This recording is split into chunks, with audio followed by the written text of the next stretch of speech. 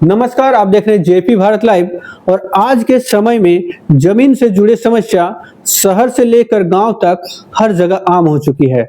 अगर आप बात करेंगे जमीन से जुड़े समस्याओं की, तो यह थानों से लेकर कोर्ट तक भरे पड़े हैं। लोग आपको दौड़ते हुए नजर आएंगे कि मेरी जमीन 1 इंच इधर गया या उधर गया। इन्हें खोजते खोजते लोग आज भी परेशान हैं।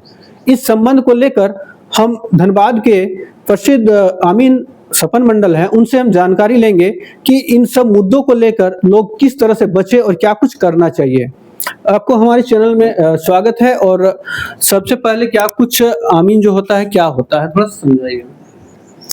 देखिए, टेक्निकली तो अमीन एक पद है जो जमीन के नापी के संबंधित काम करते हैं। इस पदनाम के जो है पीछे एक व्यक्तित्व भी रहते हैं।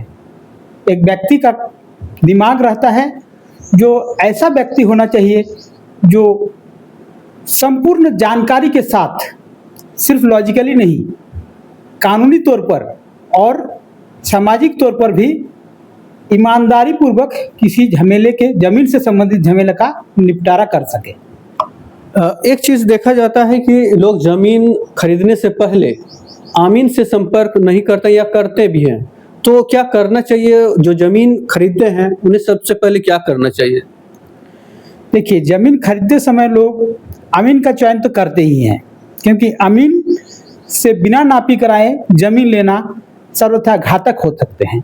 क्योंकि आप लोग जमीन या प्रॉपर्टी, मकान कहीं भी खरीदते हैं तो थोड़े पैसे की तो बात होती नहीं है। इसमें लोग अपनी ज़िंदगी भर की कमाई लगा देते हैं। बहुत सारे लोग तो जैसे कि बीसीसीएल से रिटायर किए और पीएफ वगैरह मिला तो वो लोग ज़मीन में लगाते हैं या मकान बनाते हैं। और अगर किसी गलत व्यक्ति के चक्कर में पड़कर या किसी गलत अमीन के द्वारा पैमाइश करके अगर गलत ज़मीन, गैराबाद ज़मीन या कहिए सरकारी ज़मीन या वन भूमि या किसी तरह का और भी विवादित ज़मीन खरीद लेते हैं और उस पर घर बना लेते हैं, तो उसका लाखों से लेकर करोड़ों तक का नुकसान हो सकता है। एक चीज देखा जाता है कि कोई आमीन आता है, नाफी करता है, लेकिन फिर वही उसी जमीन पर कोई दूसरा आमीन आता है और वो बताता है कि ये पिछला वाला कुछ ये ठीक नहीं है, वो ठीक नहीं है। इस तरह से असमंजस जो होता है, स्थिति पैदा हो जाती है, जो जमीन मालिक हो या तो बेचने वाला हो। तो उस स्थिति में क्या करना चाहिए? देखिए, ऐसा है कि अभी के समय में बहुत सारे आमीन आपको फीता पकड़ करके चले आएंगे। जिसको आप बुलाइएगा कोर्ट के पीछे, रजिस्ट्री ऑफिस के पीछे बहुत सारे लोग ऐसे भी बैठे हुए रहते हैं जो फीता लेकर के आपको चले जाएंगे।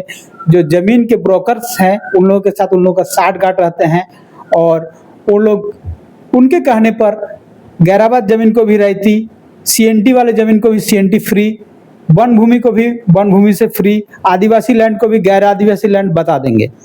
तो उन्हें सिर्फ अपने फीस से मतलब रहती है, काम से जो आपको नुकसान हो रहा है या नफा हो रहा है उससे मतलब नहीं रहती है। इसलिए व्यक्ति को जमीन चयन करने के साथ साथ जमीन का पैमाइश करने के लिए एक अमीन का चयन करना भी बहुत ही सतर्कतापूर्ण तरीके से चयन करना पड़ता है, समझे ना।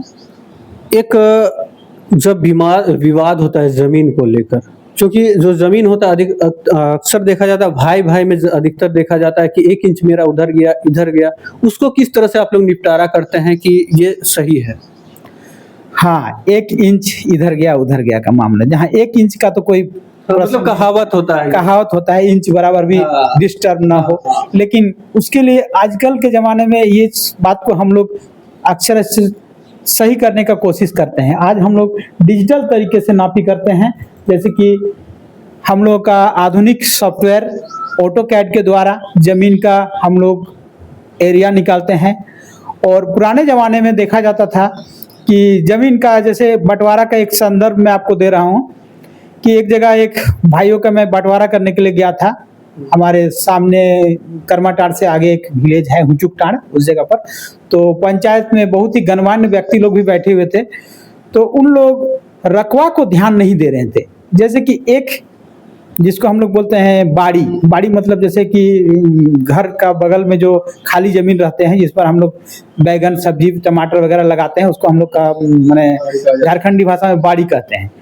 तो जैसे कि खतियान में लिखा रहता है ऊपर बाड़ी, नामो बाड़ी, तो इस तरह से वो लोग भाग कर रहे थे। तो रोड साइड का जो फ्रंट था, ऊपर बाड़ी का 25 फीट था और नीचे बाड़ी का 50 फीट था। और वो लोग थे 3 भाई। तो एक भाई को 25 फीट ऊपर बाड़ी में दे दिया गया और नीचे में 2 भाइयों को रोड से फ्रंट बांटकर 25-25 फीट 50 फीट दे दिया गया। और गांव वालों ने सिग्नेचर करके लिख दिया कि ऊपर बाड़ी ए नंबर भाई को मिला और नामोवाड़ी बी नंबर भाई को मिला और सी नंबर भाई को मिला। सब लोगों को लगा कि 25-25 फीट तो मिल गया, लेकिन मैं उस जगह आश्चर्य रह गया कि वो एक तरह से बिल्कुल ही बेआईनी तरीके का भाग था, जिसमें मुखिया सरपंच सब लोगों ने साइन करके और उन भाइयों को घर बनाने के लिए दे दिया। तो मैंने उन लोगों को कहा कि भाई जमीन का नापी जो होता है ये लंबाई गुना चौड़ाई से रकबा निकलता है, न कि सिर्फ फ्रंट से।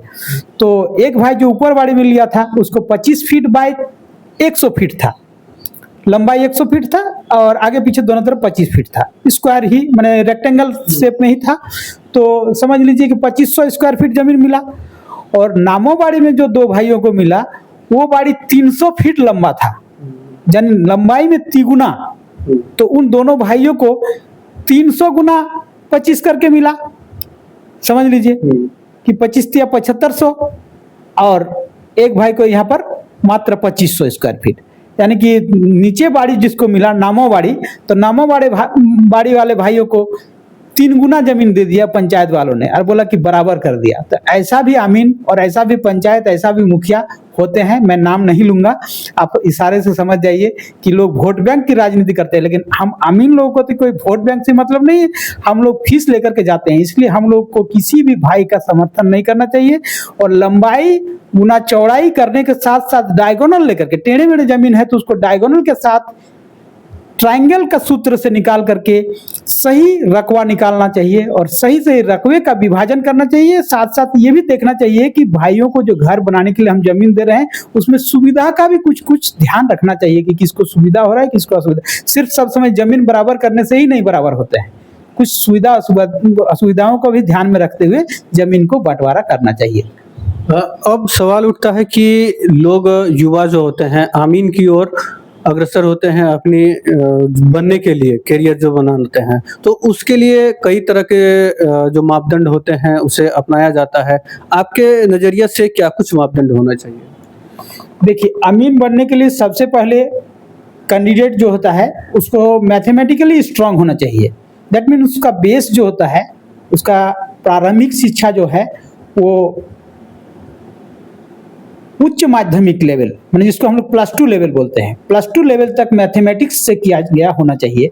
और उसको मैट्रिक में कम से कम प्रथम श्रेणी से मैथ में उत्तीर्ण होना ही आवश्यक होता है। उसको मैथमेटिक्स उसका मजबूत होना चाहिए, उसका मजबूत पक्ष मैथमेटिक्स होना चाहिए। उसको अमीन के कोर्स में दाखिला लेने के लिए, और इस कोर्स का जो क्राइटेरिया है, मिनिमम क्राइटेरिया भी आजकल के समय में यही है, ठीक है। और दूसरी बात है कि अमीन बनने के लिए जो व्यक्ति आगे आना चाहता है उन लोगों को ये दृढ़ प्रतिज्ञ होना चाहिए कि उसमें ईमानदारी कूट कूट कर भरा होना चाहिए। उन लोगों को ये नहीं देखना चाहिए कि सामने वाला कौन है, कौन अमीर आदमी है या कौन दबंग आदमी है या कौन उसका प्रिय आदमी है या कौन अप्रिय आदमी है। कुछ कुछ लोग ऐसा भी होता है कि सामने से आपको अप्रिय बात भी बोल देंगे, लेकिन उस व्यक्ति के भी हित को आपको ध्यान रखना है। ये नहीं है कि ये व्यक्ति हमें अप्रिय बात कर दिया तो इसको जमीन को 2 फीट घटा दो, या ये व्यक्ति ने हमको 500 रुपया ज्यादा दे दिया तो उनके जमीन को बढ़ा दो। ये सब बातों से परे होना चाहिए। अमीन का दिमाग जो होना चाहिए बाय रूट ईमानदारी होना चाहिए। जिस व्यक्ति में ईमानदारी नहीं है वो इस पेशे की ओर ना आए, नहीं तो वो समाज का भला नहीं करेंगे, समाज का वो खराब ही करेंगे। तो ये थे हमारे साथ धनबाद के प्रसिद्ध आमीन सपन मंडल, और इनसे हम जाने कि जो आमीन का कार्य क्या होता है और किस तरह से उन्हें अपना योगदान देना चाहिए। इसके साथ ही जो युवा हैं उन्हें भी अपना प्रेरणा दिए कि किस तरह से वो आगे आए इस लाइन पर। आप बने रहे जेपी भारत लाइव के साथ। धन्यवाद। जेपी भारत लाइव, भारत की बात जेपी के साथ। वीडियो को लाइक करें, शेयर करें और चैनल को सब्सक्राइब करें।